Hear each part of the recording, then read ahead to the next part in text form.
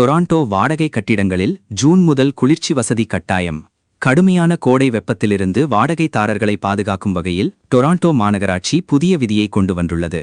June 1, 2026 முதல் நடைமுறைக்கு வரும் இந்த விதியின்படி ரெண்ட் சேஃப் டொராண்டோ திட்டத்தில் உள்ள கட்டிட உரிமையாளர்கள் குடியிருப்புகளில் குளிர்சாதன வசதி இல்லையெனில் பொது இடங்களில் குளிர்ச்சியை வழங்க வேண்டும்.